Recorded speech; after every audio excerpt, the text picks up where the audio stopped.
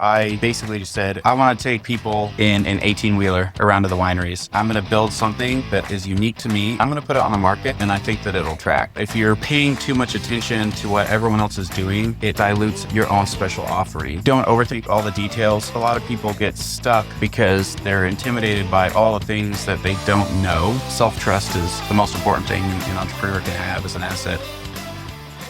I was born and raised in Papua New Guinea, moved to the States when I was 13 or 14, went off to college, got my MBA, and then I started with Tesla really early days. I was on the sales side and figured out that was something I was really good at. But back in those days with Tesla, right around 2018, they still weren't profitable yet, and they were going through rounds and rounds of layoffs. And so my entire organization, me included, we got laid off. And then it was a question of, okay, well, what am I going to do now? And to be honest, just realize this whole corporate thing that I signed up for, I don't love this. I don't feel like I have any control over my own life. There's just all this reshuffling. You're laid off. Then you got to spend 3 months at a very minimum looking for a job. I just kind of put my foot down and said, I'm young enough where I can completely reverse the direction in my life. So the first thing I did was say, all right, I live in Temecula, California. What is something immediate and around me that I could do? Temecula is known a little bit for wine country, kind of a more laid back wine country versus Napa and Central California. We have San Diego nearby, LA nearby. And so I thought the easiest thing would be to jump in and do a wine tour. How can I do that?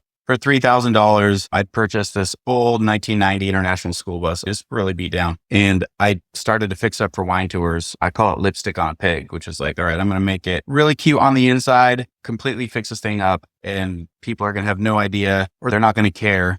It's this old rundown bus because I've changed it into something completely different. Working with my hands back then did not come easily to me. So I ended up doing everything like 3 times. I did the floors 3 times. I did the lights 3 times. It just took me absolutely forever, about a year, to build this thing out. It was totally brutal, but I ended up doing it with maybe a total of $40,000 to $60,000 of input financially and then my own labor. And I just put it out there in the market. There's so many tools now. If you have a business and you want to get out there, everything's kind of set up and plug and play. So it's really easy from that perspective. Once you have an idea that tracks, you're off to the races. So I'm curious, my very first question is, if you had it to do all over again, would you have done it in the order that you did? Because I know a lot of times people will put so much money into it. Was there anything that was bringing in cash flow as you were investing that into the bus? I'm curious if you look back and you're like, okay, I could have started somewhere smaller that would have brought in cash flow and then funded the bus instead of all in with the expensive idea. So do you have any insight now looking back?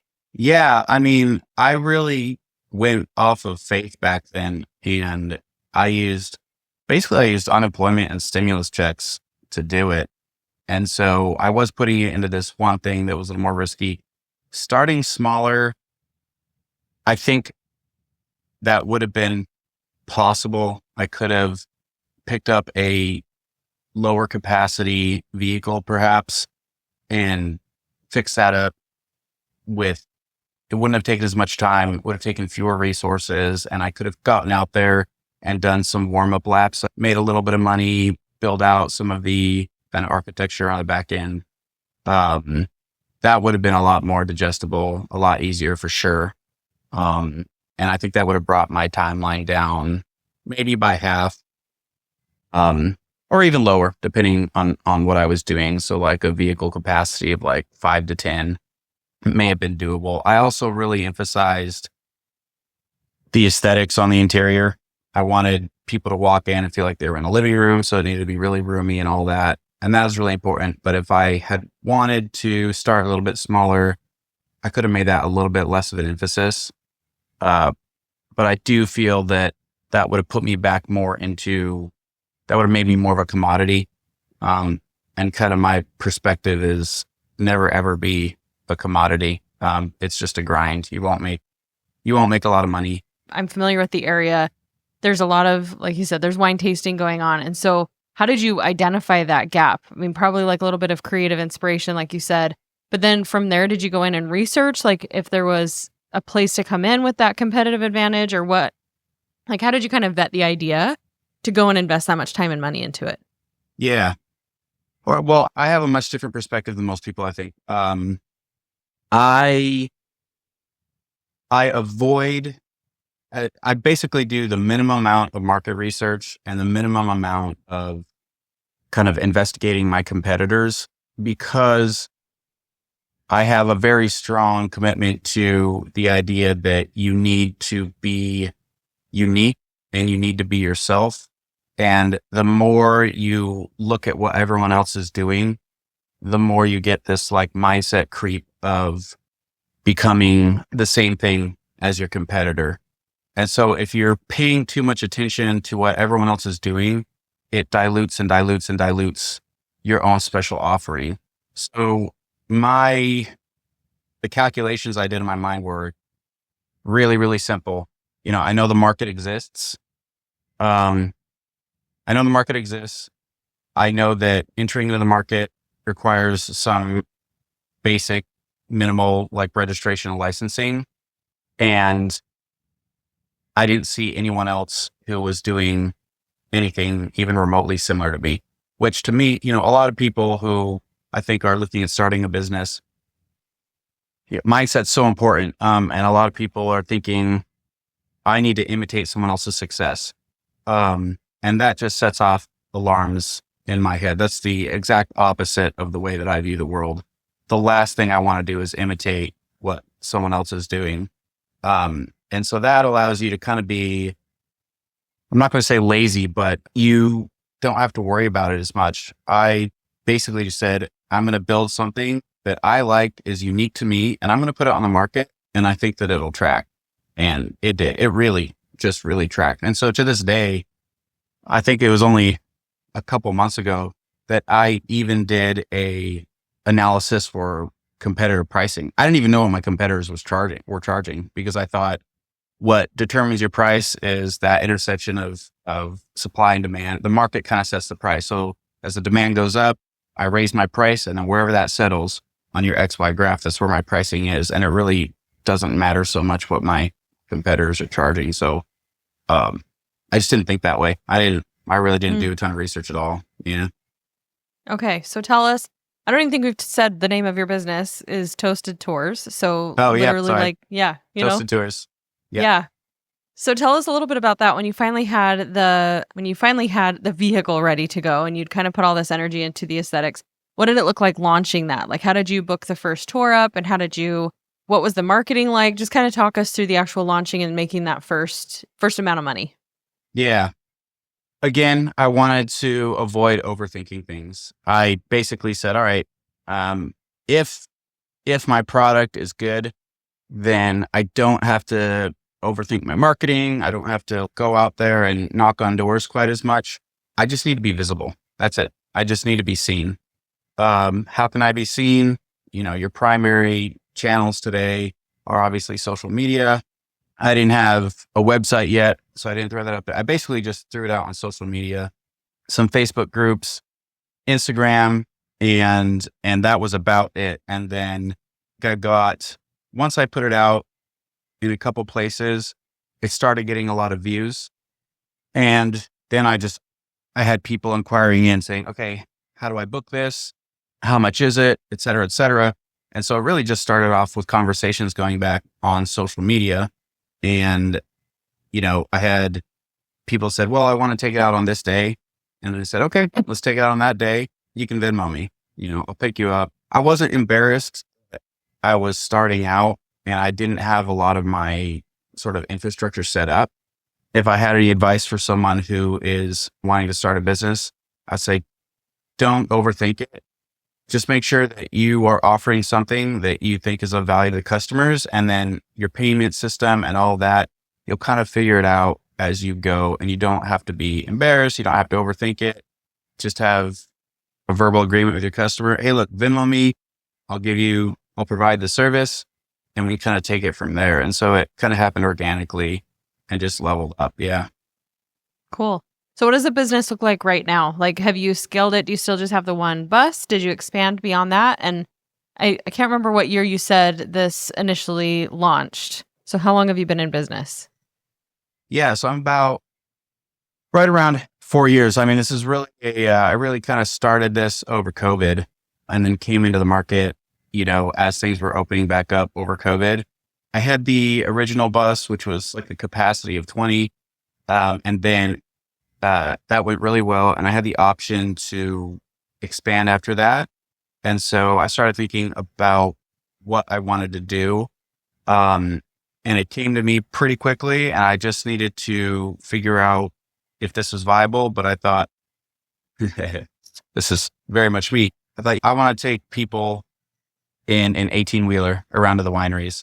It's an outrageous idea, which is important because the more outrageous on the surface you can make something, the more attention it's going to get. I really wanted to avoid having to go out and find my customers. I want my customers to come to me. And that's what happens. I don't do basically any advertising whatsoever. I don't have to worry about any of that stuff.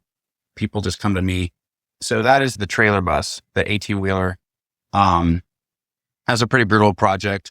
I built that one over a couple years, basically while I was operating the first one. And that's the primary vehicle we have now. And then the first one, I'm in the process of replatforming it. That should be back on the market. It's being converted into a trailer bus. So we'll have 2 trailer buses. That's another 18-wheeler basically. And then I have 2 more that are being built by someone else coming from the fabricator at the end of this month as well. So I'll be up to 4 vehicles in my fleet basically by the end of next month. Yeah. So going really well. Cool. Yeah. So are you operating the tours? Like I'm sure at first you were doing everything, right? Like the booking and the actual touring. And then I think I just kind of want to go back to, you said you looked at this and this was a business that didn't have basically a lot of red tape, right? Like you had to do certain registrations. How long did that process take to, familiarize yourself and develop those relationships? Do you have to go to the wineries and make those connections and get on the list, so to speak, so you can bring people in for tours? Yeah. I mean, again, that was something where I didn't overthink too much. I knew that wineries had agreements with other tour companies. So I figured I would just shuffle right into those slots. Before I knew what my market was going to look like, I looked up basically the retail cost of a wine tasting. So the kind of standard way to do it is with wine tastings or tours, usually go to 3 wineries. It's like a 5-hour tour. The cost of the tastings are included when you get your ticket through the tour provider, which would be us. And that's about it. And then the price of the tastings, you negotiate on the back end with the wineries. I made sure that even if I was paying full retail for the cost of the tastings, that I would still be making plenty of margin, which I am. And then it was like, all right, I don't have to think about it. As I grow, as I scale, as I expand, then I can do some of the back end stuff and try to price down. But first, I'm just going to get out there with maybe slightly smaller margins, but I'll still be making money and I'll just get better margins as we go. And that was it. I said there wasn't a lot of red tape. Now, out with the wineries, that's true. But on the regulatory side in California, there's a tremendous amount of red tape. And so that's the whole story. And so if I was looking with a bird's eye view at my own business to say what makes it kind of successful, on the front end, it's all these unique vehicles that bring customers in. But the difficult work is on the back end, making sure that these unique ideas are compliant with basically California law. So CHP, TCP, and all these other, regulatory agencies that I'm going to clear those systems. Yeah. So that is a little bit tough. And then with the original school bus, that was tough, but not as tough as the 18-wheeler. I mean, the 18-wheeler is truly, it's its own thing. No one else is doing it to this point, to my knowledge. And I've been told that everyone basically in the entire California Highway Patrol organization knows who I am, all the way up to the top. I'm a very well-known case. And so there's been a lot of round and around about that. But, I'm fully up and legit and legal, and it's been fun. Cool. Yeah.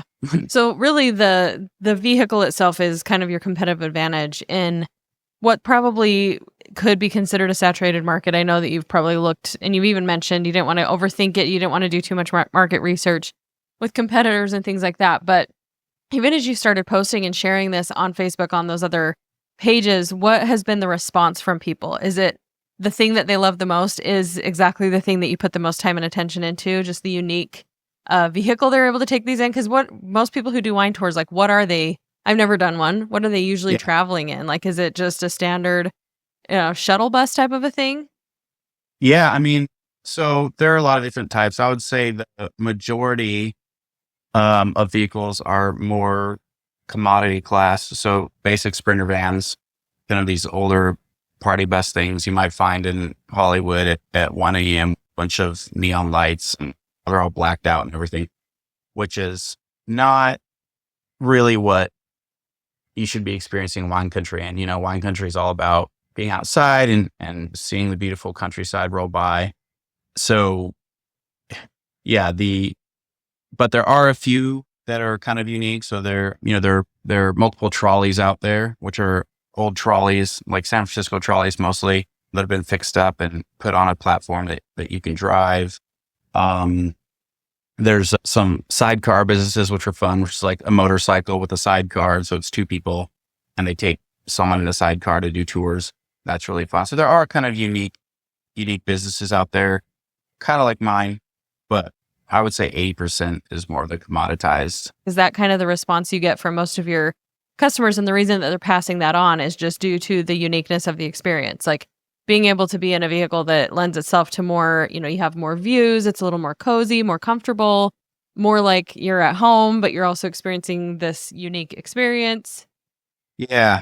So I kind of joke all the time that people pay me 50% for the wine tour itself and 50% to be able to take a photo somewhere. Obviously, our vehicles are part of that. What people really want these days is to document these unique experiences that they're having. Some people want to brag a little bit, look at what I'm doing and then post it on social media. That's just kind of the reality of how it is. And then some people have a little bit more, let's say mature motives, which is just that we want to do fun, memorable things and share that with our friends because everything is better when you share it. So we get with our first vehicle, we maybe 90% bachelorettes, and then that's huge. So aesthetics and that matters a lot. You have to have it set up so that these girls can take plenty of video and photo and really make these wonderful memories and share it with everyone. The 18-wheeler is all about, I'm riding in the back of an 18-wheeler. Look at how ridiculous this is. It's the concept itself people are interested in. Like I said, I would say it's a 50-50 split and people want that unique experience of the unique vehicle half. And then, half the motivation is, hey, I want to do a wine tour. So it's really this combination of things, Yeah. So, and then obviously since you have more than one vehicle, what has scaling this looked like in addition to multiplying the amount of tours that you can do as far as vehicles go? Like what did the hiring process look like? And when did you start to expand in that direction? Yeah. So, right now there's really only kind of 5 people who are doing day-to-day stuff. There's, I got a social media girl. I've got an administrative person, and then my wife is hosting. I have another driver who has the very special licensing. I had to take him through to get this extremely unique license that you need to operate a trailer bus. And then I just hired essentially 4 more people for these upcoming vehicles that are coming to market, which are also pretty ridiculous and going to be a ton of fun. All this stuff kind of happens naturally. If the product is doing well, if you're making good money, you're able to just throw out an ad and say, hey, I need a driver. I need this. I need that. It's really not that daunting of a process. Like I was saying in the beginning, if you want to start a business, it's going to be so much easier nowadays than it would have been even 10 years ago. Like I can imagine trying to build my own website without kind of the templates that you have, and you have to learn coding and all this other stuff. It's really, really hard. It's not that hard now, but specifically for employment, it really was just as easy as like, hey, let's put an ad out there. Go interview someone, be honest, tell them, what I am. I'm very small. Here's what I can pay you. Here's what it looks like.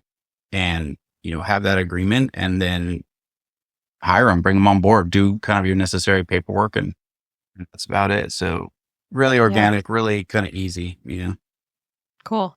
So I would assume that the lifestyle now, I mean, being a business owner is different. It's a different machine, right, than working in the corporate hamster wheel. what does your time look like and your time commitment with the business? Especially, you're in the first 4 years of running this. It's still in the scaling process. Sure. Are you working more hours? This is like a full-time thing. How often are you running the tours? Just give me a little bit of the insight in the life Yeah. balance that you now have because you have your own thing. Yeah. I mean, I work a lot. Definitely. Right now I'm spending, so obviously as a business owner, you're gonna start to fill in where you're needed. Right now I'm still filling in on some build out stuff, some, hammer and nail type stuff on the back end. I'm I have someone who is building out my new vehicles, and that's basically you write a check, they build it for you.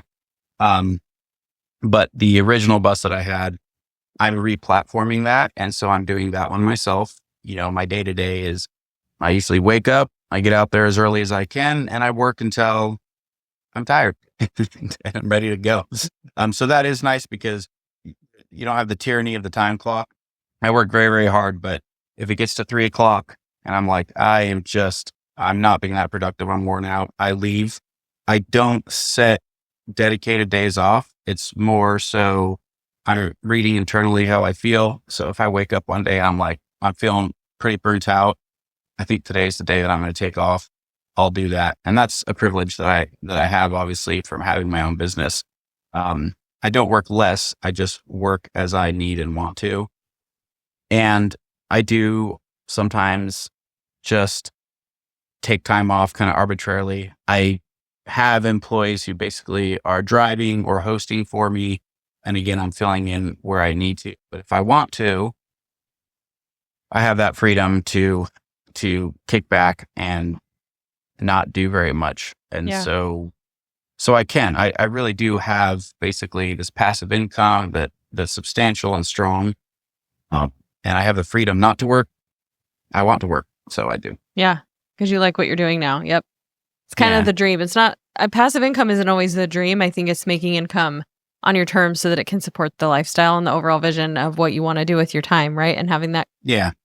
that control, so to speak, that kind of can be an illusion to us sometimes, but it still feels better than being, subjected to somebody else's dream and vision that owns the Yes. company.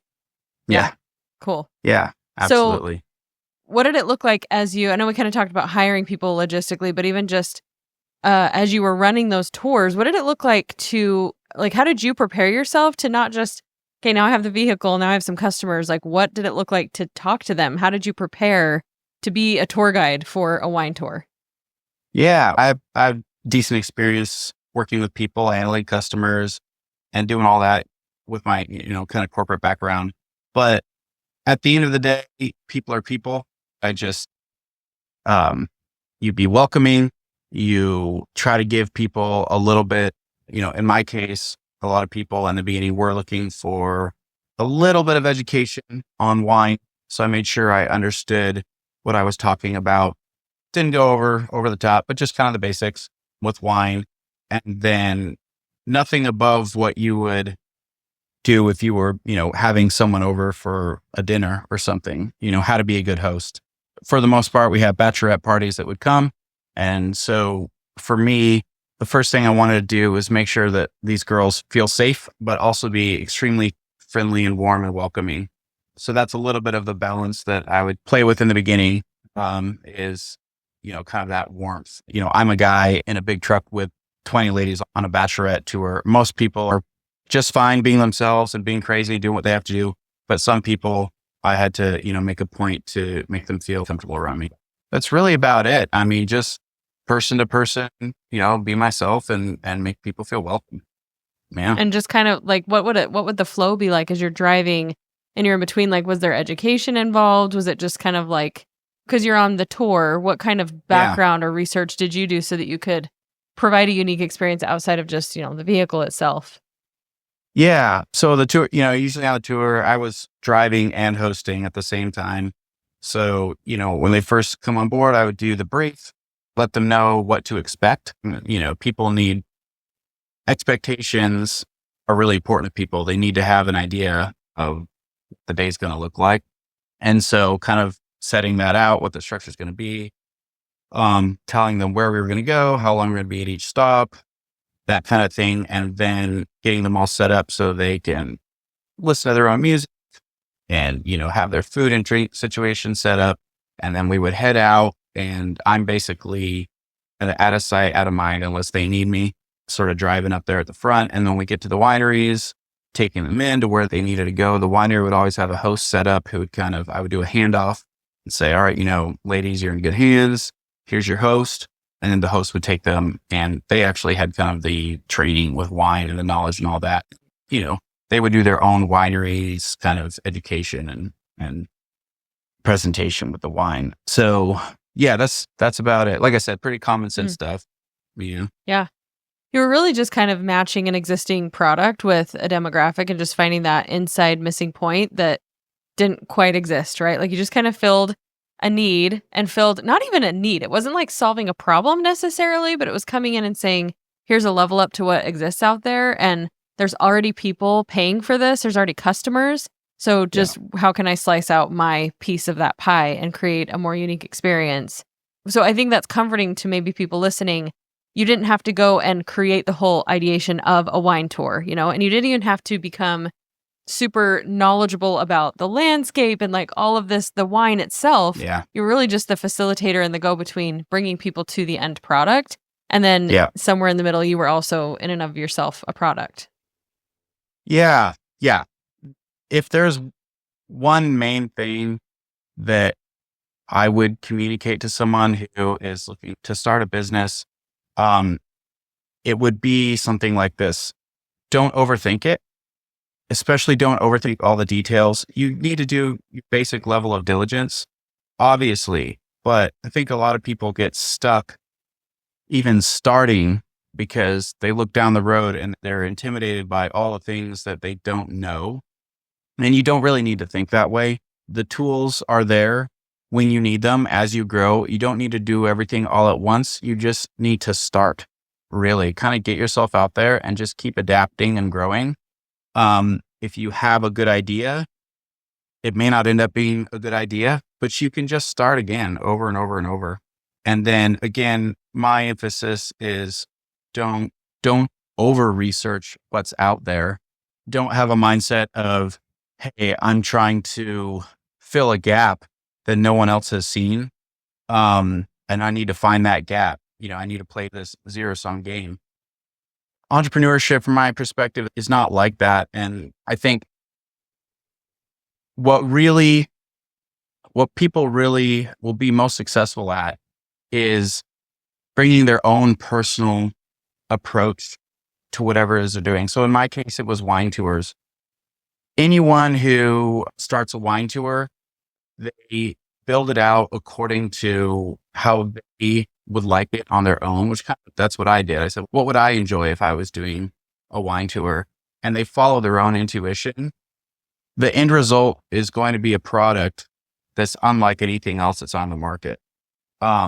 Never, ever, ever imitate. If the end result is your thing, it's going to be different from your competitors. You already have that advantage. So you just need to kind of listen to yourself. My wife teases me all the time about this obsession with Ralph Waldo Emerson, and he's always talking about being nonconformist and follow your own intuition. And that will always bring you to success. That's where a real genius lies. And that really resonated with me. He has this line where he says, imitation is suicide. And he doesn't mean if you imitate someone else, you're ending your life. What he means is if you imitate other businesses or other people and you try to copy someone else's success, you are killing the thing that's in you that is unique and special and killing your own genius. So never, ever, ever imitate. And so for me, that made things really easy where I can shove aside all the convention and basically say, I'm going to follow my own ideas, follow my own intuition, and whatever the product is in the end, it's going to be me. And that's enough. That's all I need to do. And that's worked for me every time. So I know it's a little bit abstract and wishy-washy, but it really is deeply true for me. And I think that self-trust is the most important thing an entrepreneur can have as an asset. Yeah. Amazing. Well, I've loved getting to know the process of how you created this and all of the nuance that's gone into it. It's been super fun to learn about. Where's the best place for people to connect with you now at the end of the episode? Yeah. So obviously our website, tozatours.com, or through our Instagram, you could send us a message. I get a lot of people who ask questions about doing their own thing, and I love to engage and respond and help out if I can. So I'm honored if people reach out to me there. Cool. Thank you so, so much for sharing everything that you have. It's been really cool, again, to learn about a different business that people need to consider, that there are so many options and ways that you can get started without having to, again, come up with like a totally new concept. Just find your unique value and spin that you can put on something. So thanks for illustrating that for us today. Yeah, no, thank you. This is wonderful. I really appreciate it.